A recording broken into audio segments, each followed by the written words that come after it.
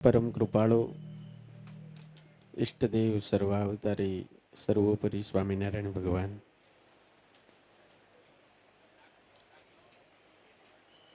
આ સરસ મજાની મોરબી શહેરના આંગણે સત્સંગ હોલના ઉદ્ઘાટન પ્રસંગે સરસ મજાની આ દિવ્ય સભા, આ સત્સંગ હોલના પ્રેરક, આયોજક, સંચાલક, પરમ વંદની, પરમ આદરણી, સર્વે સાધુ ગુણે સંપન્ન, આ બધું તો નોર્મલ છે, પણ એક મહાન મુક્ત પૂજ્ય ધ્યાની સ્વામીના મહાન કૃપા પાત્ર એવા પૂજ્ય સત્સંગ ભૂષણ સ્વામી,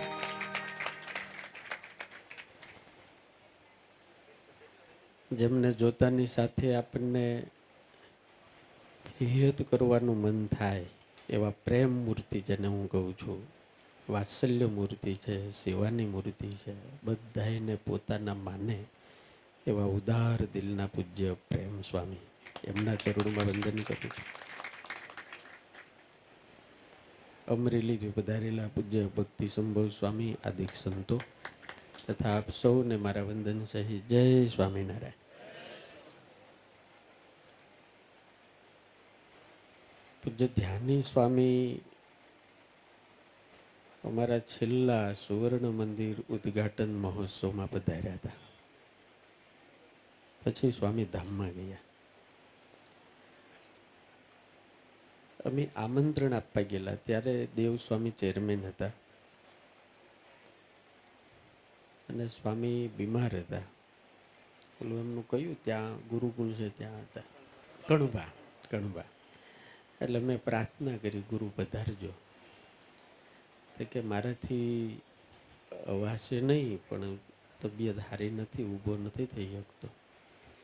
તમે કીધું ગુરુ આવજો, કારણ કે અમારા ગુરુની સ્મૃતિમાં સુવર્ણ મંદિર છે, તો તમે પધારો તો અમને એમ લાગે કે અમારા ગુરુ પોતે આવ્યા.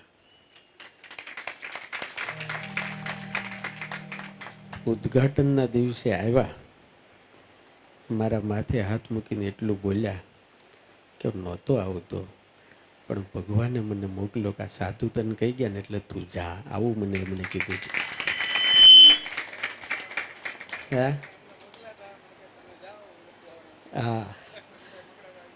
છેલ્લે એ મારા માથે હાથ મૂકેલા, ધાબળી ઉડાડતા ફોટા છે.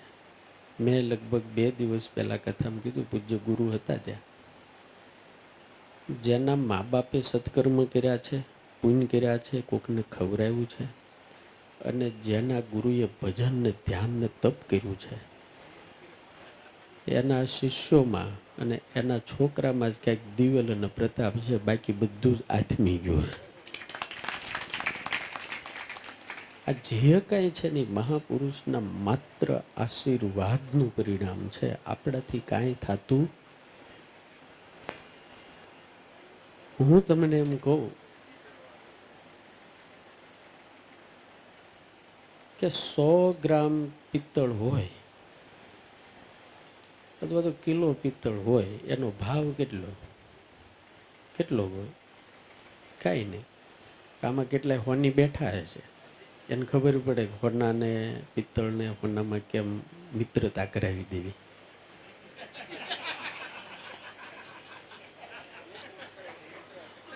તો એ 1 કિલો પિત્તળ 5 કિલો હોનામાં ભળી જાય તો એ પિત્તળ 1.5 કરોડમાં વેચાય કે ન વેચાય? વેચાય. હે, મારા બાપ, હું તમે બધા પિત્તળ જેવા છીએ, આવા સાચા હોના જેવા સાધુમાં ભળી જાય ને તો અક્ષરધામમાં કિંમત વધી જાય, ત્યાં વેલ્યુ વધી જાય. અને ભોળું ભલું પણ ભગતડું ગુણ ગોવિંદના ગાય, હોનું ભલે ન હોય હાવ સાચું, પણ મારા બાપ પિત્તળમાં જ ન જાય. પણ એનું એ પિત્તળનો ટુકડો તમારી ઘરવાળીએ ભંગાર ભેગો કર્યો હોય, લોઢાનો, ટીનનો બધો ભેગો કર્યો હોય ને એમાં પીડ્યો હોય, એ ભંગાર પીડ્યો હોય એમાં, અને પિત્તળનો ટુકડો પીડ્યો હોય ને કોઈક ભંગારવાળો નીકળે, ભંગાર ને કંટાળી ગયું, બહુ ભેગું થયું, આપી દે, તો એનો પિત્તળનો ભાવ ન આવે, લોઢાના ભાવે વેચાઈ જાય અને ભંગારમાં જાય. શેમાં જાય? બસ આપણે નક્કી કરવું છે, ભંગારમાં પીડ્યું રહેવું છે કે આવા સાધુની ભેગું પીડ્યું રહેવું છે, ક્યાં જવું છે નક્કી આપણે કરવા. ભગવાન અને ભગવાનના સંતથી જે વ્યક્તિ દૂર થાય છે એની નજીક ખોટા માણસો, ફેલ ફતુરવાળા માણસો, વ્યસની માણસો, નકામા માણસો ઓટોમેટિક આવી જાય છે અને જેની પાસે જેવા માણસો આવે એને ત્યાં લઈ જાય છે.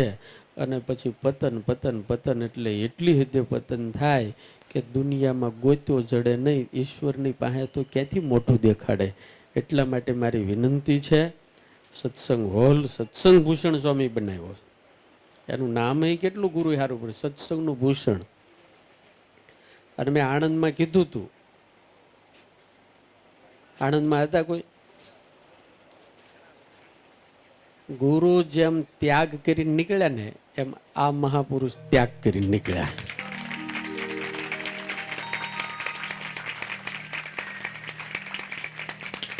ગુરુ આમ કપડા ખંખેરીને નીકળ્યા હતા ને અમદાવાદ, આમ કઈ લઈ ગયા હતા? ગુરુના સાચા ગુણ એને અદા કર્યા મારા બાપ.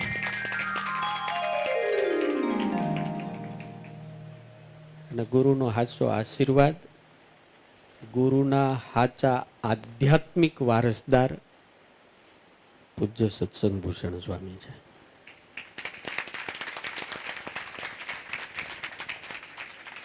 એમનું સહજ, સરળ, નિર્દોષ, નિખાલસ વ્યક્તિત્વ. ભગવાનને અમે પ્રાર્થના કરીએ, આપત્તિ રામને આવે તો સ્વામિનારાયણની આવી હતી. એ કાંઈ નવું નથી.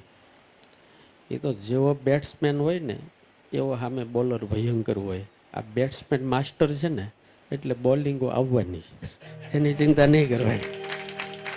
પણ સદગુરુનો આશીર્વાદ છે ને એટલે ઇનિંગ પૂરેપૂરી રમશે અને સદી નહીં, ટ્રિપલ સેન્ચુરી ઠપકારશે. જય સ્વામિનારાયણ.